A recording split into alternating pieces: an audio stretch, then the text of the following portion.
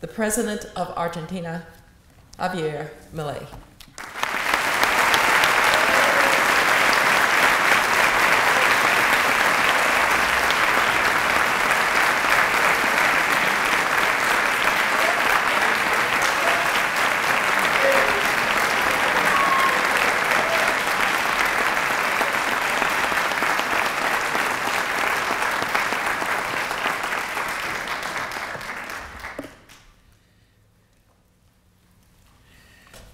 Buen día, muchísimas gracias por permitirme tener el honor de estar aquí con ustedes y por poder transmitirle algunas de las ideas que están siendo muy importantes en lo que tiene que ver con el gobierno que nosotros estamos llevando a cabo en Argentina.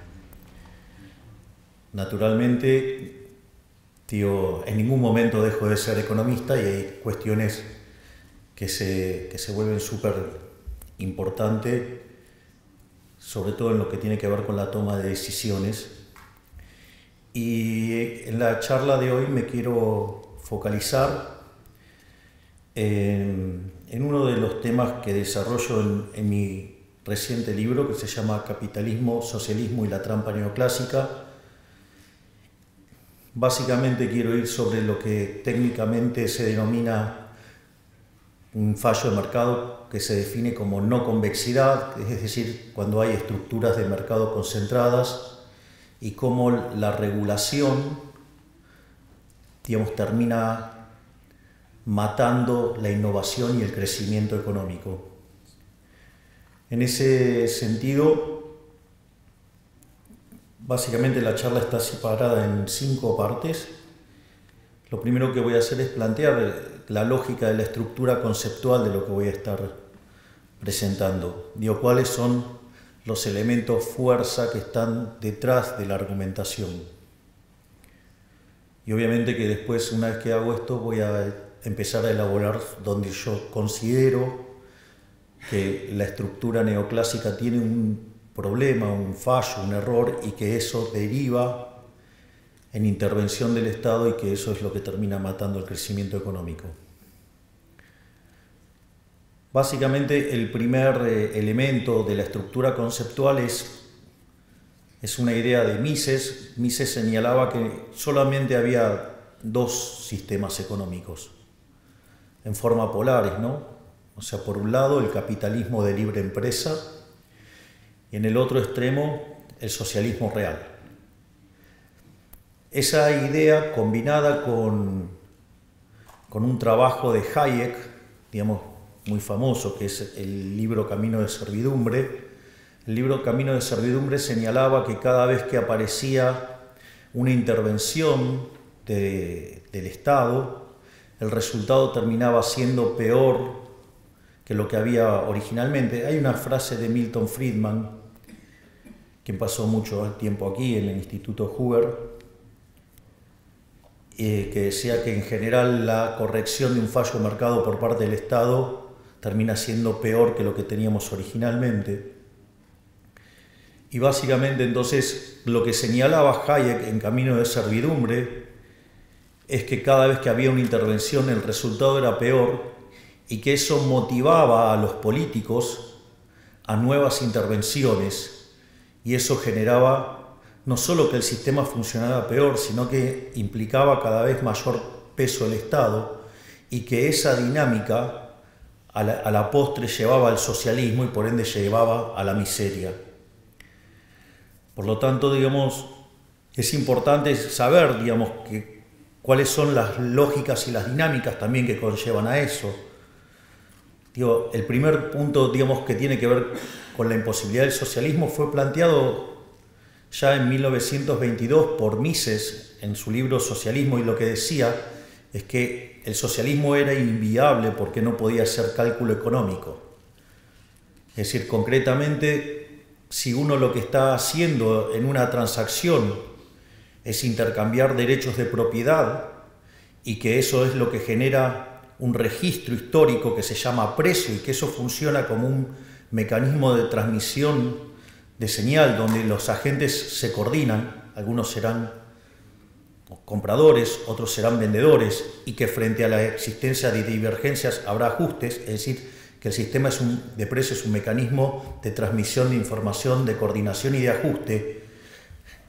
El evento se dispara por el intercambio de los derechos de propiedad. Por lo tanto, cuando aparece el Estado e interviene, lo que está haciendo es interferir sobre el derecho de propiedad.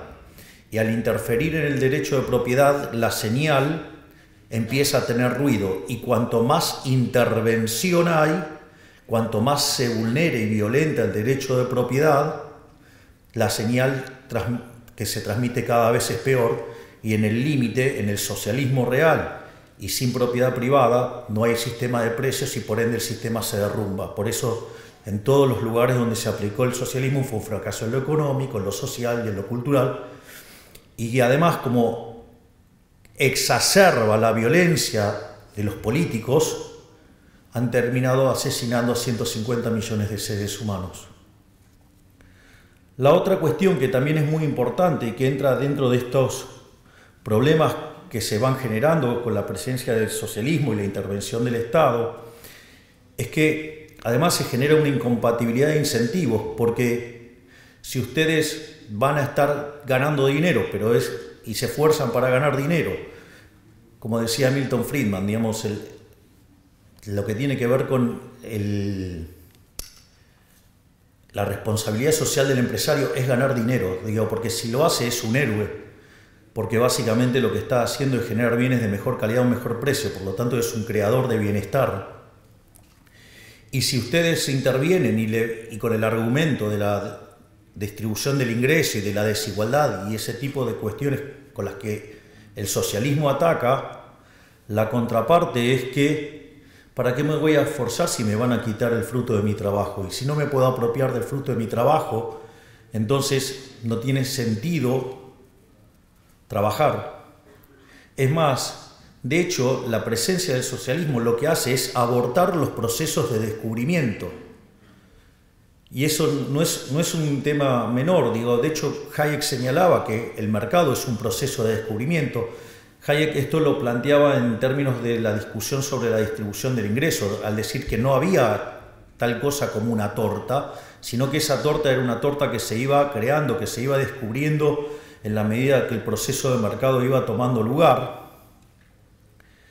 Pero esto es muy importante porque la injerencia del Estado lo que termina haciendo es rompiendo el proceso de descubrimiento que deriva o que es básicamente la innovación. Supongamos dos individuos que no están conectados y uno, digamos, genera un producto y tiene un desecho. Y de hecho ese desecho querría sacárselo de encima. Hasta estaría dispuesto a pagar por que alguien se lleve ese desecho. Y sucede que en la otra parte puede haber otro individuo que ese desecho le podría servir como insumo y estaría dispuesto a pagar por él mismo. Pero entonces aparece un tercer individuo y que descubre que una oportunidad de negocio, que es comprarle al primero y venderle al segundo. Es decir, y eso lo hace porque va a sacar un beneficio.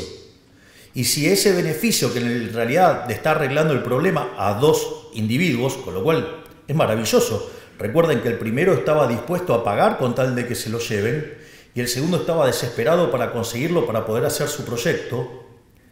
Entonces este tercer individuo obviamente que le va a ir bien porque está resolviendo un problema. Y si aparece el Estado regulándolo, lo que va a pasar es interferir en ese proceso, va a abortar, y si el Estado avanza mucho hasta lo va a abortar directamente. Y por lo tanto todos vamos a vivir mucho peor. Probablemente, digamos, el caso más emblemático haya sido durante la pandemia con los barbijos. Si hubieran dejado a las fuerzas del mercado libremente, hubiera habido muchísimos más barbijos más rápidamente y mucho más barato. Y el hecho de que se metiera el Estado lo único que hizo generó un gran problema. Naturalmente que en economías no tan intervenidas generó daño. En economías súper intervenidas, como el caso de Argentina, hizo que Argentina tuviera 130.000 muertos por COVID, cuando si hubiéramos hecho las cosas como un país mediocre, hubiéramos tenido 30.000 muertos. Es decir, que el Estado presente, la intervención estatal, a los argentinos nos costó 100.000 vidas en un año. Es decir, la intervención del Estado a la postre termina siendo una intervención asesina de manera directa o indirecta. Y esto, digamos, es importante porque también hay esta combinación del mercado como proceso de descubrimiento más, digamos, el principio de apropiación de Locke, de aquel que señala que el que lo descubre se lo queda, es la base del pensamiento de Israel Kirzler en estos temas, donde muestra al mercado como un proceso de descubrimiento y que si ustedes se meten a intervenirlo, por el motivo que quieran, en general se suele hacer por cuestiones de índole distributiva, ustedes lo que van a hacer daño.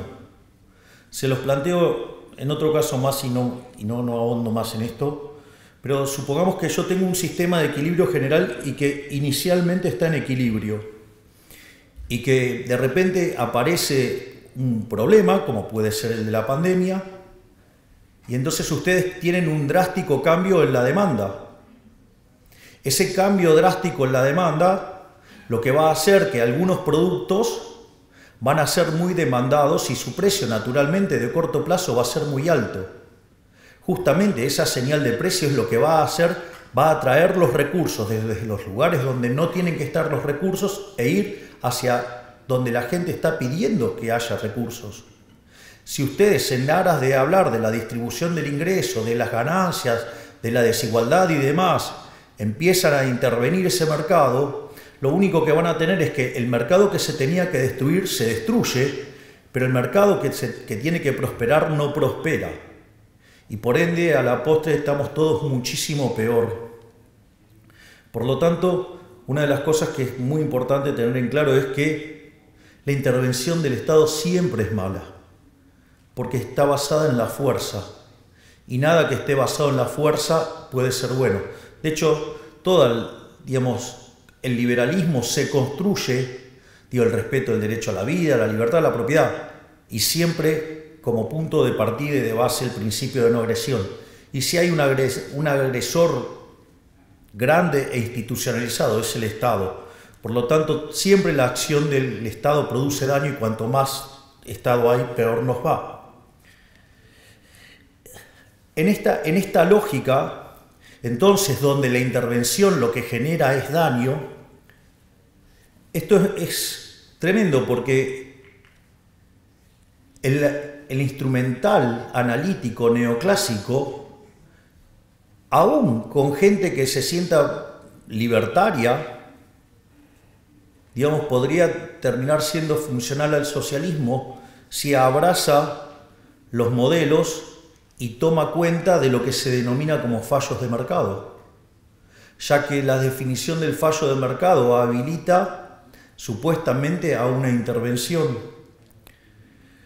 Y ahí quiero hacer algunas reflexiones, porque una de las cosas que uno nota, uno cuando trabaja en el mundo de los negocios, es decir, uno usa modelos. ¿Por qué? Porque la realidad es compleja, entonces lo usa para hacer una simplificación, para poder comprender de mejor manera lo que está haciendo, focalizarse sobre las cosas que son verdaderamente importantes. Pero, cuando el modelo no mapea con la realidad, uno tira el modelo. Es decir, no se enoja con la realidad. Si ustedes en una empresa se enojan con la realidad y se quedan abrazados del modelo, van a perder sus empleos porque van a estar perdiendo un montón de dinero. Entonces, lo primero que uno, aprende cuando está en la trinchera es entender que si el modelo no mapea con la realidad, vuela el modelo. Sin embargo, en el mundo neoclásico, cuando la realidad no mapea con el modelo, lo llamamos fallo de mercado. Es decir, les diría que estamos enfermos de fatal arrogancia. Y me incluyo, digo, porque yo he dado clases de microeconomía 25 años de mi vida. Es decir, y digamos, he leído cuánto libro de microeconomía andaba dando vueltas, leía cuántos modelos y papers salían nuevos.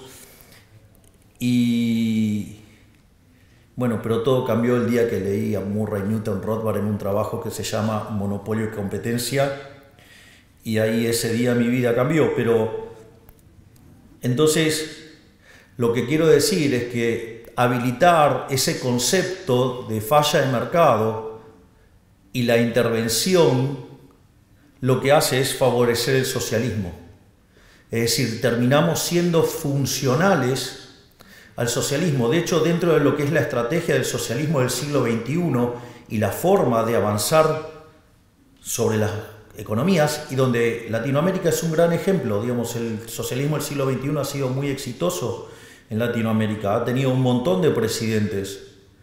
Digo, en Argentina tuvo 4 periodos kirchneristas. En Uruguay ha tenido a Pepe Mujica, ha tenido a Tabaré Vázquez, en Chile ha tenido a Lago, a Bachelet 2 veces, a Boric ahora, en Paraguay han tenido a Lugo, en Brasil han tenido 2 gobiernos de Lula, uno de Dilma Rousseff, después Lula nuevamente, tienen a Petro en Colombia, tienen a Castillo que estuvo en Perú, a López Obrador en México, creo que no me estoy olvidando a ninguno, y después en España tienen a Pedro Sánchez.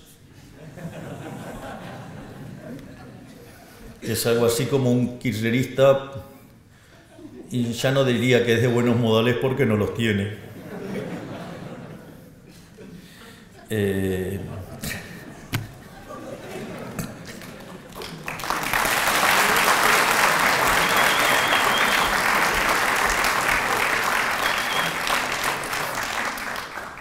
Ahora, entonces es, bueno, ¿y entonces qué hacemos? Bueno, yo una de las cosas que voy a hacer es detectar estos problemas, proponer algunas soluciones, pero naturalmente, digamos, les aviso que esto es parte de mi próximo trabajo que estoy escribiendo con el doctor Demian Reidel, quien además tengo el privilegio de que me acompañe y que sea uno de mis jefes de asesores. Pero digo, voy a estar dando algunas pistas de por dónde creo que pasa la solución. Entonces, lo primero es definir qué es mercado. O sea, me parece fundamental. Y a veces tengo la sensación de que muchos economistas no saben definir qué es un mercado. De hecho, algunas reflexiones que se hacen me confirman que no saben qué es el mercado. Y para mí el mercado, de vuelta digo, es mi definición, o sea, lo que yo opino, digamos, está absolutamente bajo discusión, yo no tengo ningún tipo de problemas con eso, y es que el mercado es un proceso de cooperación social donde se intercambian derechos de propiedad voluntariamente. Es decir, ustedes intercambian derechos de propiedad con otro individuo, con otro agente, voluntariamente. Y si ustedes lo hacen voluntariamente, no puede haber error por definición, lo están haciendo voluntariamente. Eso no quiere decir que supongan que yo voy y me compro un par de zapatos, y el par de zapatos yo creí que me iba a dar determinada prestación y no me gusta. Bueno, me equivoqué, pero lo arreglo, pero no hubo ningún fallo en esa decisión. Es decir, en ese momento que yo tomé la decisión era lo que yo quería hacer y lo hice voluntariamente. Nadie me forzó a hacer esa transacción. Y el único agente dentro de la economía que hace esas transacciones forzadas es el Estado. Por lo tanto, el único que puede generar fallos adentro de la economía es el Estado, no, digamos, el mercado. Porque de hecho el mercado somos nosotros mismos. Es decir, cuando hablan del mercado, digo, somos nosotros el mercado, nosotros somos el mercado. Y Y entonces, ¿por qué tenemos que soportar que alguien fatalmente arrogante venga a decir que yo estoy tomando la decisión incorrecta si ni siquiera sabe qué es lo que estoy haciendo o por qué lo estoy haciendo? Es decir, seguramente, digamos, si yo fuera a ver a Los Ángeles Lakers, digo, seguramente un fan de los Boston Celtics diría que estoy equivocado. ¿A título de qué? Si a mí me gustan Los Ángeles Lakers. Yo vi jugar a Magic Johnson. Digo, ¿qué me vinieron a explicar? Digo, que estoy equivocado. Me gustan los colores amarillo y púrpura. Aparte, el púrpura es el color de la Libertad Abbas, así que me gusta más todavía. Entonces, y esto es muy interesante, esto a mí me pasa regularmente en la discusión pública, aparece algún problema y algún estatista me dice, ahí está, el mundo de Milei genera estos problemas. Entonces digo, ok, a ver, vamos a ver si el mundo de Milei genera estos problemas. O sea, aparte que es poderoso que estoy, genera un problema yo mismo.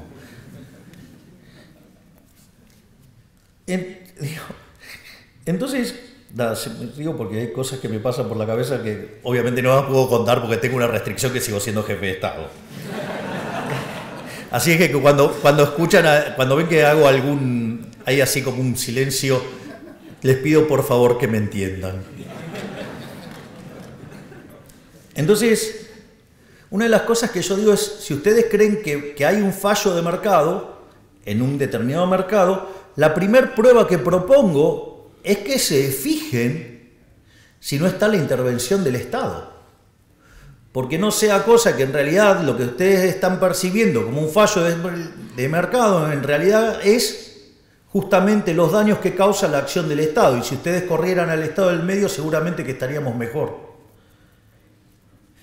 Entonces, el primer punto es, vayan y chequeen si está metido el Estado. Ahora, si ustedes fueron, chequearon y el Estado no está metido, les hago una sugerencia.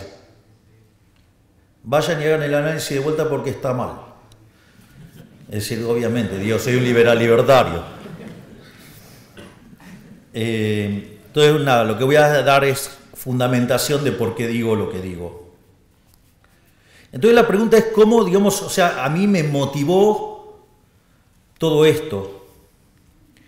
Una de las cosas que a mí me pasaron, digamos, de tanto hacer microeconomía y equilibrio general, cuando apareció toda la literatura moderna de crecimiento económico, digo, me resultaba muy amigable, toda microfundamentada, me resultaba de muchísima facilidad, a punto tal que me puse a estudiar crecimiento económico y me terminé especializando en temas de crecimiento económico con y sin dinero.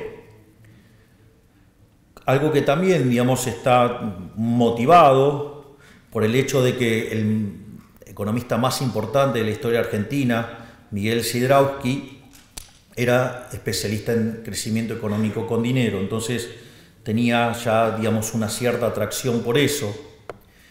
Y todos los microfundamentos me habían resultado de muchísima utilidad y haber dado clases también de economía matemática también me ayudaban. Entonces es que empecé a trabajar en estos temas. Y en un momento me invitaron a dar una charla en el World Economic Forum, no la última que hice tanto escándalo, cuando era una persona más tranquila. Que me invitaron a hablar sobre demografía y crecimiento, y cuando empiezo a mirar esto, me encuentro con los trabajos de Angus Maddison, y me encuentro con algo que todos ustedes conocen, yo igual lo voy a describir, pero seguramente todos ustedes lo conocen, que es lo que se llama el palo de hockey. Es decir, esa serie que presenta Angus Maddison con 2000 años de historia, es decir, desde el año 0 de la era cristalina hasta el año 2000, y que nos encontramos que el PBI per cápita durante 1800 años prácticamente estuvo constante, que solamente hubo un 40% de incremento del PBI per cápita en lo que tiene que ver en el siglo XVI, es decir, después del descubrimiento de América, y que la verdad es que era una serie absolutamente monótona, una serie que, digamos, si uno se paraba allá por el 1800 y tenía que elegir entre quedarse con Adam Smith o Malthus, parecía lo más razonable quedarse con Malthus. Sin embargo, digamos, después de la Revolución Industrial, digamos, el PBI per cápita subió cerca de 10 veces. Y eso se da en un contexto donde la población se multiplicó por lo menos por 7 veces. Entonces, frente a esa situación, lo que uno ve es que estamos ante la presencia de rendimientos crecientes. Tenemos más gente entrando en el mercado y, sin embargo, la productividad sube. Si el PBI per cápita subía, es decir, lo que pronosticaba Malthus no se daba. Y eso, digamos, la presencia de rendimientos crecientes, es decir, que en la terminología de fallo de mercado se llaman no convexidades, o si ustedes quieren ponerlo de otro nombre, en que hay estructuras de mercado concentradas. El problema es que si ustedes lo plantean en términos microeconómicos, eso es un supuesto fallo de mercado, o por decirlo de alguna manera, los monopolios son malos. Entonces, si los monopolios son malos o las estructuras de mercado concentradas son malas, ¿cómo podemos decir que es malo si cuando en el año 1800 vivía más del 95% de la población por debajo de la línea de pobreza extrema, y en el año 2000 ese número había caído a menos del 10%? Es decir, cómo algo que generaba tanto bienestar, o que generó tanto bienestar, desde la óptica de la microeconomía, digamos, eso estaba mal. Hay varias respuestas, o sea, la respuesta más fácil, más simple, más obvia, uno la podría encontrar ya en un libro muy lindo, un libro chiquito, un libro de divulgación. Es más, en la última edición en español tiene un prólogo mío y mi conflicto con el libro cuando lo conocí. Debe ser por eso que me dediqué a la política, porque me encanta el conflicto. Pero al margen de la humorada, hay un libro de Henry Hazlitt que se llama La economía en una lección, y él arranca y dice, bueno, ¿cuál es la lección de economía? Separa entre el mal economista y el buen economista.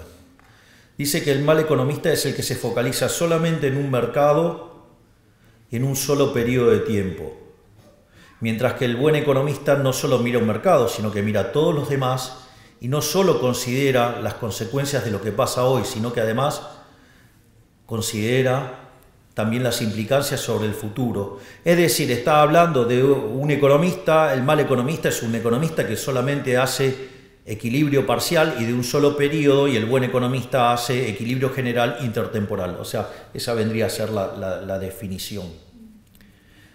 Pero digo, al margen de esto, lo más importante entonces es, bueno, entonces ¿cómo rastreamos el problema? ¿Dónde está el problema?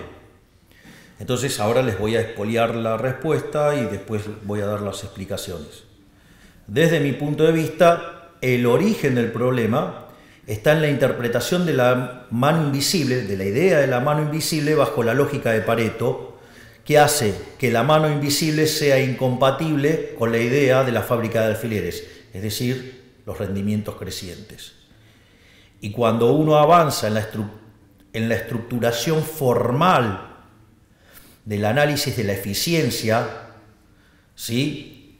Digamos, elegir determinadas construcciones matemáticas hacen que entre en disputa la mano invisible con la fábrica de alfileres. Y eso tiene consecuencias analíticas claras, Y a partir de esa construcción, cuando metemos cuestiones normativas adentro del análisis del equilibrio, es donde empieza a aparecer este conflicto entre la realidad y el modelo. Conflicto que nosotros, digamos, lo llamamos fallos de mercado. Entonces, digamos, cuando aparece el problema de las no convexidades, entonces digamos, tiene que ver con las estructuras de mercado concentradas, con los monopolios. Podemos tener el caso de los bienes públicos. Por ejemplo, hay algo muy divertido con los temas de los bienes públicos. Solemos discutir en términos de bienes públicos, en términos de rivalidad en el consumo y de exclusión. Y cuando uno mira, entonces, por ejemplo, el caso emblemático que se utilizaba para describir un caso donde no se cumplía la rivalidad en consumo y la exclusión, era el tema de los faros. Y en una de esas reuniones que tenía Milton Friedman y otros economistas en Chicago, solía participar un abogado que obviamente que no estaba contaminado con todo el herramental neoclásico que estamos contaminados nosotros los economistas de base. Entonces encontraba soluciones muy divertidas y entonces decían, bueno, que el caso emblemático eran los faros y los faros y los faros. Entonces, ¿qué hizo este abogado que después ganó el Premio Nobel de Economía, que vivió hasta los 104 años, si no me equivoco, que se llamaba Ronald Coase? Entonces, ¿qué es lo que hizo? Fue y analizó todos los faros del siglo XIX. Digo, supuestamente era un caso emblemático de fallo de mercado, y era el caso de los bienes públicos, y ahí se requería la intervención del Estado y lo que fuera. Y adivinen qué descubrió, que eran todos privados. Es decir, que los economistas no sepamos, digamos, describir bien el problema, no está el problema en la realidad, está en que tenemos herramientas que están mal. Y esto es un tema, el tema de los bienes públicos. Se los voy a hacer. Yo creo que cuando yo se los cuente, ustedes van a creer que esto es un chiste. Pero créanme que en la vida real no lo es, y mucho menos en Argentina. Puede ser que esté afectado, digamos, por el caso. Pero supongamos que ustedes tienen dos comunidades separadas por un río. Y entonces descubren que si ustedes hacen un puente, podrían intercambiar con la otra comunidad, están ampliando el tamaño de mercado, por lo tanto, digamos, van a tener mayor división del trabajo, mayor productividad, mayor bienestar. ¿Vos tenés una camiseta de Boca ahí? Bien. Eso es populismo. No, pero eso era cuando era arquero. No, eso no cuenta. Pero doblemente populista. Entonces descubren que sería bueno hacer un puente. Entonces, ¿qué es lo que pasa? Si fuera solamente un problema de los privados, ¿saben qué hacen? Se ponen de acuerdo y juntan y arman el puente, le buscan la vuelta. El problema es cuando está el Estado, entonces el Estado va, les cobra impuestos a todos y hace el puente. Pero después hay un montón de personas que viven del Estado. Entonces, ¿qué hacen? Empiezan a buscar, hacen el Ministerio del Puente y empiezan a buscar dónde hacer puentes. Llega un momento que hicieron todos los puentes que se podían hacer. Entonces crean el Ministerio del Agua para poner agua para después hacerle un puente. Ustedes se ríen. Les pido que revisen el organigrama de la función pública. Por suerte, digamos, acá tengo conmigo que me está acompañando este profesional formidable, maravilloso, que es mi ministro de Economía, Luis Caputo, que es el que está llevando a cabo la motosierra. Y de eso estamos sacando un montón de cosas.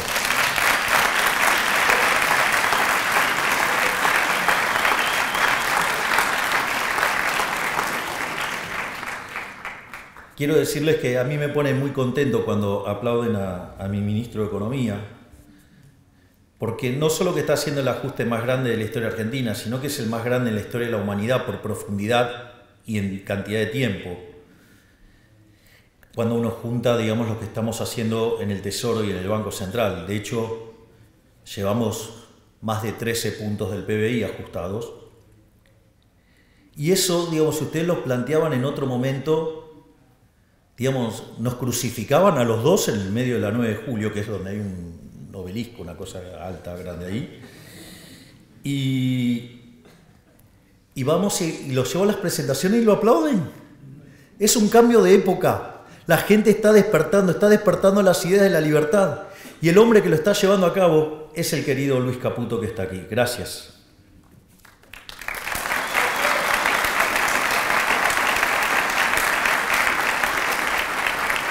Obviamente que hay otro tipo de supuesto fallo de mercado y que lo podríamos analizar. Digo, externalidades. Ustedes, toman el caso de las externalidades. Las externalidades en consumo. En realidad las externalidades en consumo es para evitar ese punto, es para que no haya un problema de circularidad en la resolución del problema de equilibrio general. Pero ustedes se creen que la gente es tan idiota que no va a poder decidir, va a llegar un momento que se va a morir de hambre, con lo cual, digamos, va a decidir de alguna manera para no morirse. Es decir, entonces no necesito que alguien intervenga para resolverme la externalidad del consumo, porque a la postre alguien lo va a resolver. O, digamos, los casos de externalidad en producción, ¿cuántas veces vieron en los libros de texto, digamos, la empresa que contamina el mar, el agua? En realidad es un problema de definición de propiedad. De hecho, una de las cosas brillantes que también resolvió Coase era el tema de resolver estos problemas asignando derechos de propiedad. Otra cuestión más es la de información asimétrica, donde obviamente, ahí está claro que mejor que no se meta el Estado, porque nosotros podemos resolver ese problema mejor estando en la trinchera que alguien que lo va a mirar desde el Everest. Y la otra cosa también sumamente arrogante es el tema de fallo de coordinación como consecuencia de un problema del dilema de los prisioneros. Si ustedes se fijaron que hay un supuesto fuerte en el dilema de los prisioneros, es que los prisioneros no pueden interactuar.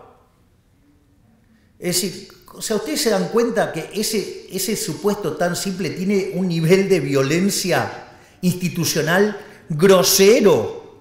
Y entonces, como agarro y meto ese nivel de violencia institucional grosero, entonces ahora necesito un organismo violento para resolver el problema de coordinación, como si los agentes fueran idiotas. Y los agentes no son idiotas, los agentes son inteligentes. El problema es que hay un montón de sátrapas metidos en el medio que se llama Estado y que viven de nuestra plata y que por eso generan estos problemas. ¿Para qué? Para vivir ellos, no para que nosotros estemos mejor. Es decir, ellos se autocrean su propia demanda. ¿Por qué? Porque tienen el poder coercitivo del Estado en el medio. Es decir, el tipo que está en el Estado, se fija que puede regular. Una cosa que le va a pasar con los reguladores, y esto es importante que lo tengan, como están en esa oficina y necesitan justificar por qué están calentando la silla, crean regulaciones para justificar su existencia y nos arruinan la vida a todos. Esto no es menor, porque esto tiene implicancias directas de cómo esto impacta negativamente sobre la innovación, por ejemplo. Bueno, regulan porque no saben, regulan porque tienen que calentar la silla, regulan por lo que sea y nos están arruinando la vida.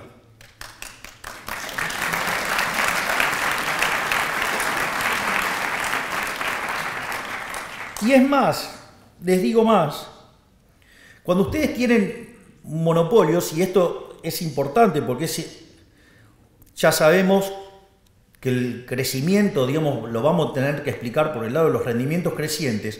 Cuando ustedes empiezan a regular y ustedes miran cualquier modelo de regulación, una de las cosas que pasa es que cuando ustedes regulan, dado el marco normativo que implica el modelo competitivo, regulan a esos monopolios para que se parezcan lo más parecido posible al modelo competitivo.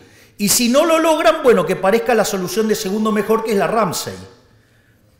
En ese contexto, esa regulación lo que va a hacer es eliminar la cuasirrenta.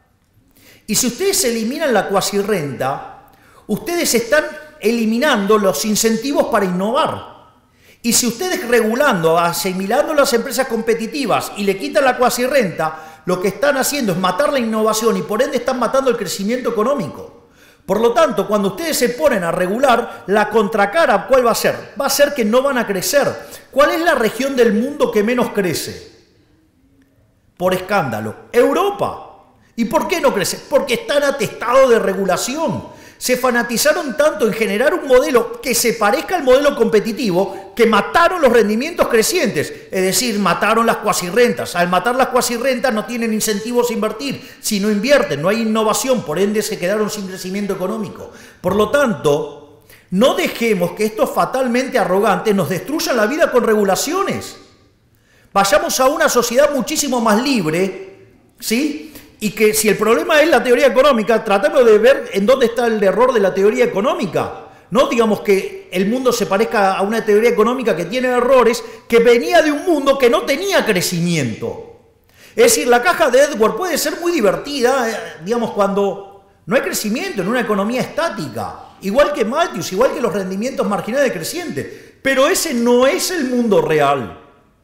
Entonces, ¿qué hago? ¿Me quedo con el modelo o me quedo con la realidad? Ah, no, como la realidad me pone incómodo, me quedo con el modelo y digo que el problema es la realidad. No caigamos en esa locura, porque en esa locura nos vamos a destruir nuestras vidas. En ese sentido, entonces, y bueno, y entonces ahora ¿qué hacemos? ¿A dónde vamos? Entonces una de las cosas que hice, dije, bueno, no voy a revisar toda la historia porque no me da el tiempo. Pero, claro, y sí, hay que ponderar. Digo, para algo, haber estudiado historia del pensamiento económico tiene algunas ventajas que dice, bueno, a ver, ¿dónde hago el corte? Entonces dije, bueno, vayamos a Adam Smith. Entonces dije, bueno, vamos a poner como punto de inicio a Adam Smith. Si bien, digamos, seguramente ustedes estarán al tanto que yo soy liberal libertario, digo que adhiero a la escuela austríaca de economía, que en realidad filosóficamente soy anarcocapitalista y que en la vida real soy minarquista.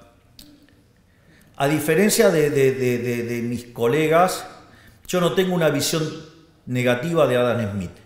De hecho, a mí Adam Smith me parece de una suerte de genio total.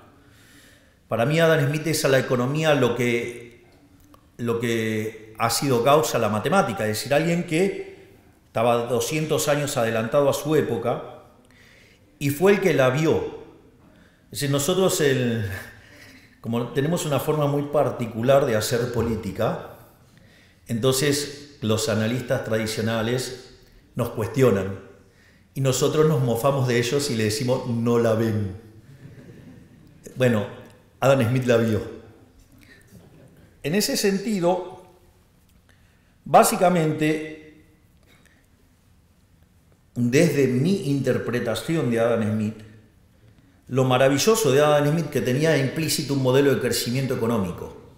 Es decir, el modelo de Adam Smith tiene en la investigación sobre la naturaleza y las causas de la riqueza de las naciones, para los amigos riqueza de las naciones, lo que tiene es un modelo de crecimiento económico.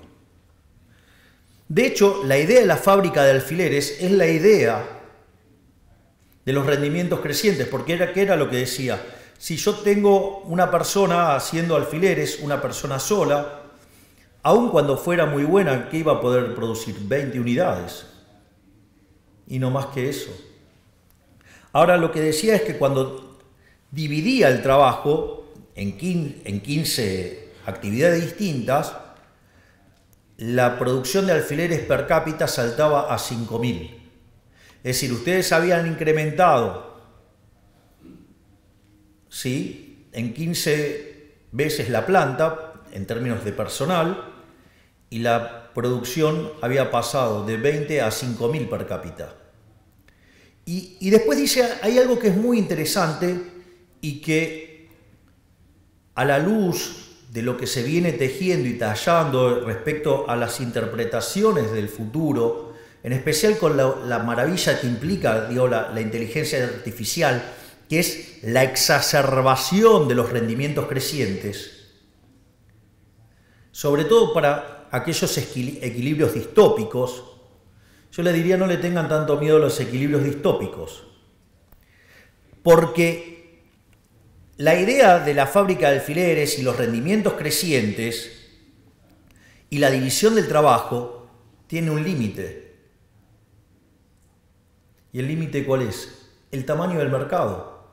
Es decir, yo no voy a llevar, digamos, 15 digamos, empleados a la fábrica de alfileres y entonces tendría 50.000, 75.000 alfileres que vender. Si no las puedo vender, no voy a ir a ese nivel de división del trabajo.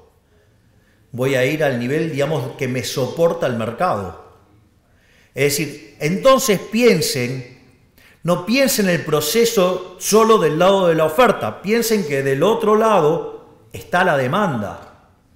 Digo, no volvamos a caer en los problemas que caímos en el pasado con el odio a la máquina, es decir, con los luditas. Es decir, porque, a ver, el día que Edison inventó la lamparita, y claro, digamos, los fabricantes de velas estaban muy enojados. Y entonces, y la realidad es que fue maravilloso lo que hizo Edison, ¿no?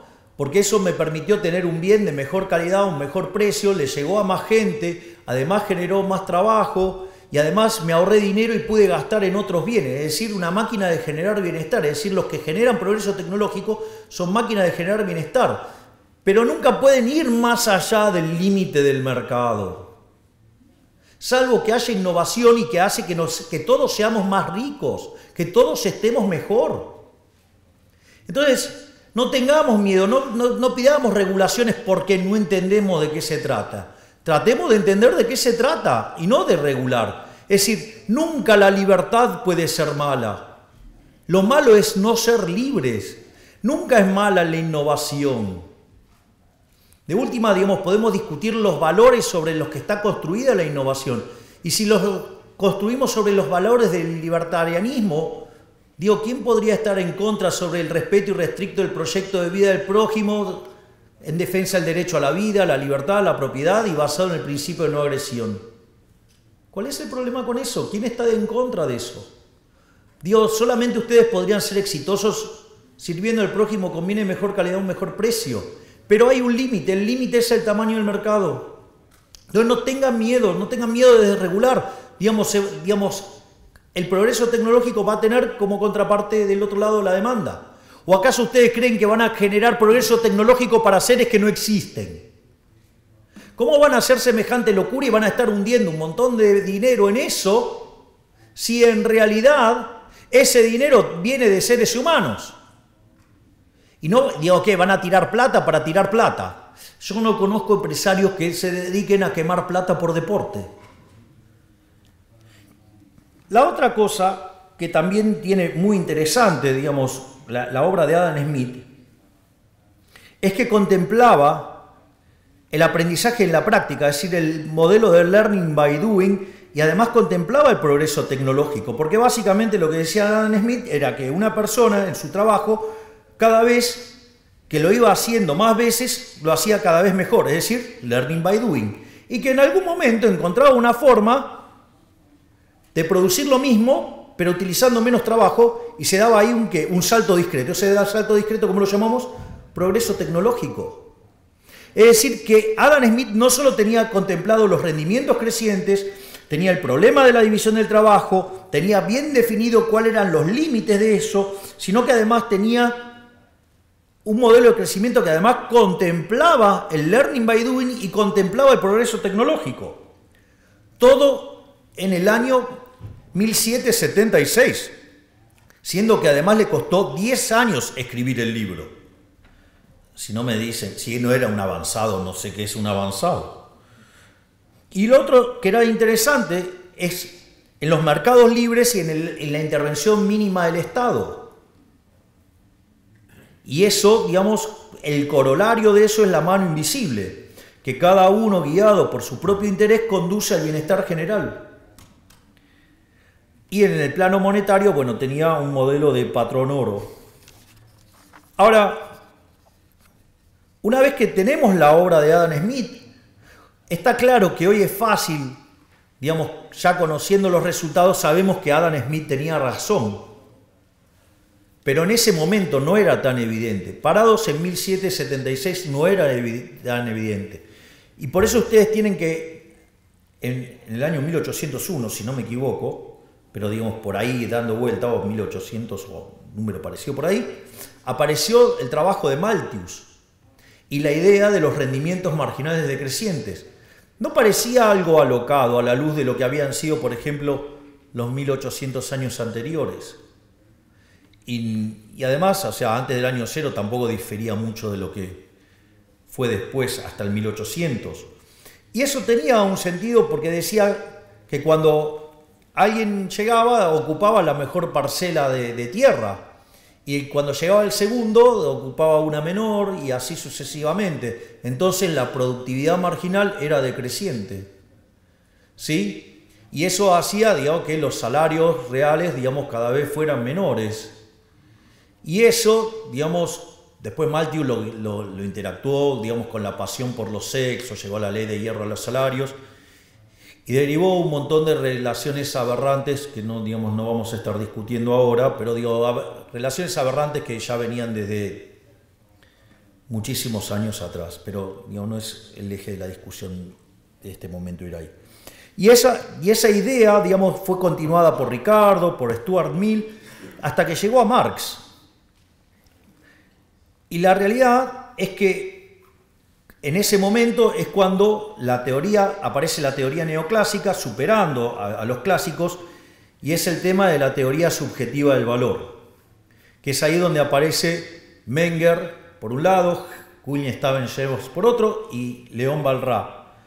Los menciono porque es importante, porque en algún momento la teoría económica va a tener que volver para atrás en una parte de la historia, después de Keynes, y eso, digamos, va a ser relevante, digamos, de dónde se van a nutrir.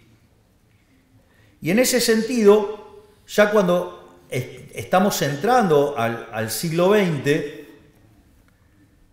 se empieza a hacer evidente que el análisis de Malthus estaba mal, que lo que había planteado Adam Smith estaba bien, que estaba el problema de los rendimientos crecientes y que si uno quería explicar el crecimiento económico con los rendimientos constantes a escala y con el herramental neoclásico en ese formato, no funcionaba, y mucho menos con rendimientos marginales decrecientes. Entonces, los dos primeros que vieron esto fueron Alfred Marshall y Alvin Young. Y empezaron a ver cómo podían hacer para meter la cuestión de los rendimientos crecientes adentro de la estructura de los modelos para poder explicar el crecimiento económico. Y este debate era tan importante y tan intenso que es cuando se empieza a discutir sobre el monopolio, y ustedes ahí se van a encontrar con la teoría del monopolio, digamos que de Joan Robinson, o digamos modelos muy interesantes como el de Chamberlain, con la competencia monopolística. Es decir, había todo un clima de época para tratar de ver dónde estaba el problema de los rendimientos crecientes y cómo meterlos en lo que nosotros hoy llamaríamos análisis macroeconómico o crecimiento económico, para explicar el crecimiento económico. Es decir, había un problema concreto. Pero apareció Keynes. Y el problema con la aparición de Keynes es que todo el marco analítico que existía previo lo destruyó todo. Es decir, la teoría general es una obra maestra, pero una obra maestra del mal, del terror.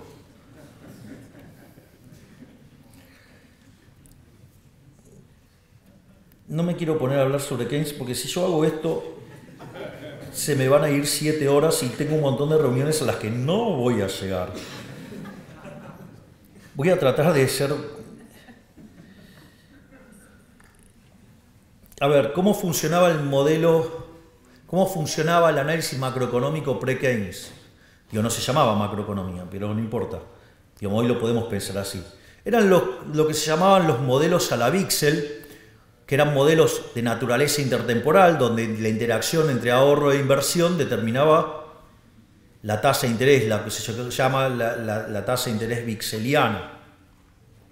decir, como la tasa de interés siendo un mecanismo de coordinación intertemporal, que no es ni más ni menos que el precio relativo de los bienes presentes respecto de los bienes futuros, y en el mercado de dinero se determinaba el nivel de precios. O sea que era un modelo de características intertemporal, donde en el mercado de bienes se determinaban los precios relativos, ¿sí? Y si lo pasaban a criterio intertemporal, ahorro-inversión determinaban la tasa de interés y eso tenía que tener todos los precios relativos alineados en términos de bienes para que todos coincidieran que tenían la misma tasa de interés, para que no haya arbitrajes intertemporales.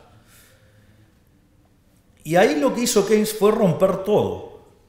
Lo primero que hizo es crear una función de consumo dependiendo del ingreso, lo cual, en términos de los que entienden de equilibrio general, eso es una aberración. Las funciones de equilibrio general no contemplan cantidades, contemplan todos los precios. De hecho, digamos, un modelo de equilibrio general viene determinado por las preferencias, las dotaciones y la tecnología. Y si sacan las funciones de exceso de demanda, dependen de los precios. No hay, el ingreso no aparece ahí. Eso es una cosa. El ingreso se deriva de vender mis dotaciones y de la participación que tengo en los beneficios. Por ende, digo, con los precios está toda la información. Pero como Keynes no era economista y solamente había tomado un curso con Marshall, que era el campeón del equilibrio parcial, se le ocurrió meter ahí en la función de consumo el ingreso. Y ahí, ¿qué hizo? Le rompió la intertemporalidad al consumo y por ende, digamos, el ahorro pasaba a ser un residuo. Después, en materia de inversión, es interesante la teoría general, porque tiene un capítulo hermoso describiendo cómo son los criterios de inversión y en el otro dice que, bueno, básicamente los animal spirits. Tengo versiones más groseras, pero no puedo hacerlo como jefe de Estado. Por lo tanto, ahora en el mercado de bienes pasa a determinar, no, digamos, la tasa de interés, sino que pasa a determinar el ingreso.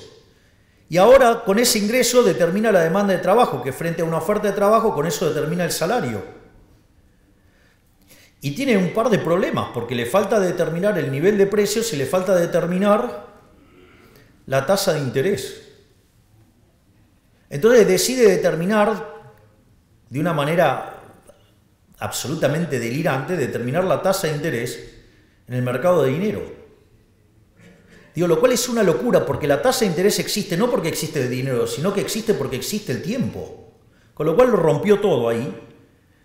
Y además necesita, o sea, ¿cómo va a haber tasa de interés en un modelo de un periodo? Digo, se dan cuenta que no tiene sentido, no tiene gollete. La tasa de interés es una cuestión esencialmente intertemporal. Por lo tanto, obviamente no tenía teoría del capital ni nada por el estilo. Y entonces, ¿qué hizo? Bueno, determinó que el nivel de precio de la economía era un markup sobre los salarios. Es decir, otra aberración, o sea, destruyó toda la teoría del valor. Obviamente, semejante monstruo podía funcionar, no. Y entonces cuando apareció, digamos que era evidente que la teoría keynesiana no funcionaba, donde se empezó a manifestar con claridad con la aceleración de la inflación, entonces, ¿qué pasó? Se dio, no sé, el multiplicador, que implicaba, no sé, implica, de hecho, una violación de la restricción del presupuesto. Dijeron, che, pará, se nos fue la mano, vamos a volver a las bases. Pero como la escuela austríaca había sido derrotada en ese contexto histórico, decidieron volver sobre la línea de Walras. Se apalancaron sobre el trabajo de Abraham Wald, un joven matemático que allá por la década del 20, digamos, hizo una demostración de existencia de equilibrio sin tener teoremas de punto fijo, un verdadero genio. Y con la llegada de los teoremas de punto fijo de Brouwer en el 56 y el de Kakutani en el 57, el primero para funciones y el segundo con correspondencia, empezamos a trabajar sobre el análisis del equilibrio general. Y en el equilibrio general, básicamente, ¿qué estudiamos? Si el equilibrio existe, si es único y si es estable. La maravilla de los teoremas de punto fijo es que si nosotros estamos trabajando con conjuntos que son cerrados, que son acotados, que además son, digamos, que esos conjuntos son convexos, y en el caso que tengamos funciones continuas, podemos aplicar el teorema de Brouwer y entonces el equilibrio existirá, será único y además será único. Y en el caso de correspondencias, el equilibrio existirá. No sabemos si es único y si hacemos algunos supuestos adicionales, ya sea del lado de la demanda o del lado de la oferta o de los dos lados, digamos, nos podemos asegurar la unicidad. Y al mismo tiempo, si sabemos que los efectos directos superan los efectos cruzados, la matriz es de, digamos, con los cambios de la demanda frente a los precios, los efectos directos superan los cruzados, la matriz es definida negativa y por ende el equilibrio es estable. O sea, con lo cual resolvemos el problema de que el equilibrio existe, es único y es estable. Hasta ahí no tenemos ningún problema. Porque la continuidad, en el caso que trabajemos con funciones, o la semicontinuidad superiormente, digamos que trabajemos con correspondencia, lo podemos asegurar sin necesidad de tener estos problemas en cuanto a lo que necesitamos en materia de existencia. Y entonces, ¿dónde aparece el problema? El problema aparece cuando queremos meter el óptimo de Pareto. Es decir, cuando además a ese equilibrio, que ahora sabemos que existe, que es único y que es estable, le queremos agregar propiedades en términos de bienestar. Cuando nosotros metemos ese problema en términos de bienestar, ¿cómo se resuelve? La idea es que, digamos, si cada uno guiado por su propio interés, llámese maximizar su utilidad, conduce al máximo bienestar general, lo que nosotros necesitaríamos es que todos los agentes estuvieran maximizando. Y cuando nosotros, digamos, lo planteamos en términos de el consumidor, no es un problema. Y el problema ahora, ¿dónde aparece? Aparece por el lado de la firma. Entonces, uno de los problemas que nos vamos a encontrar es que no pueden aceptar los rendimientos crecientes porque en ese caso las funciones de producción serían funciones convexas y por ende no podrían encontrar un máximo salvo que lo encuentren en un borde. Pero si lo encontraran en un borde, que implicaría que se quedan con toda la economía, con lo cual cuando miran y hay varias empresas, quiere decir que no es un problema. Y cuando tuvieron en una economía un solo agente, ¿eso ocurrió cuándo? En el comunismo. Y ya sabemos que fue un fracaso, porque no podía computar precios, por lo tanto, no funciona. Entonces, se decidió mirar para otro costado, se dejó eso así. En el libro de Varian, que seguramente a nivel intermedio, desde mi punto de vista, es el mejor. ¿Saben cuántas veces se menciona la palabra empresario en el libro? Ninguna. Y empresa 4 veces, firma, así, o sea... Es decir, ¿ustedes se creen que, digamos, la función del empresario es solamente resolver un lagrangiano? Digo, sería bastante fácil la labor del empresario. Y eso, digo, se perdió acá. Y eso es lo que está haciendo que no podamos contemplar y capturar correctamente el problema de los rendimientos crecientes. Y ese problema de querer hacer el análisis de bienestar llevó a utilizar malas construcciones matemáticas que nos hace quedar con los rendimientos constantes a escalas o marginales decrecientes, y que si hay algo que en la realidad difiere con el modelo, lo llamamos fallo de mercado, y eso habilita la intervención, y cuando habilitamos la intervención, el resultado va a ser peor.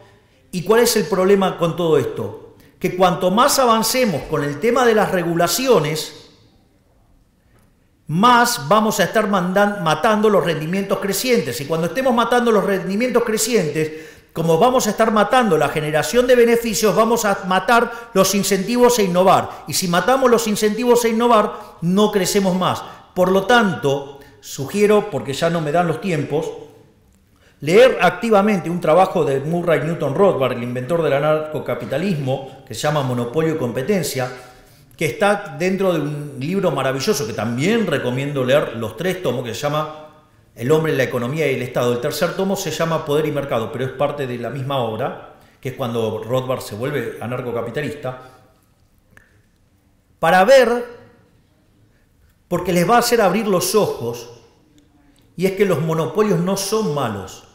Si yo tengo 10 empresas y una crea un producto, no sé, un celular, de mejor calidad o mejor precio, ¿qué cree que va a pasar con las 9 restantes? Van a ir a la quiebra. Pero ese empresario que mandó a la quiebra a los otros 9 es un benefactor social, porque me está dando un bien de mejor calidad a un mejor precio, por lo tanto tengo mejor prestación en mi celular y además puedo consumir otros bienes, es decir, me está facilitando la vida. Y entonces, no, bueno, pero ¿qué va a hacer con ese dinero que gana? ¿Qué me importa? Si lo ahorra, se transforma en inversión en otro lugar. Si lo reinvierte, su empresa crece más, me va a dar todavía mejores celulares y va a pagar mayores salarios y voy a ahorrarme más plata y voy a hacer un montón de otras cosas. ¡Fantástico! O sea, ¿cuál es el problema? O la otra, miren, este tipo es tan malo, es tan villano que ¿saben qué hace? Todo el dinero que gana lo entierra en el piso, lo entierra. Aun cuando, digamos, quede como un cráter, ¿no? Si hiciera eso, está quitando dinero de la economía, por lo tanto el nivel de precios es menor y nos beneficiamos todos. Por lo tanto, no tengamos miedo, vayamos hacia adelante, seamos optimistas, no sabemos cómo va a ser el futuro, lo único que sabemos es que va a ser mucho mejor y va a ser muchísimo mejor si en el medio sacamos al Estado de toda nuestra vida. Muchísimas gracias.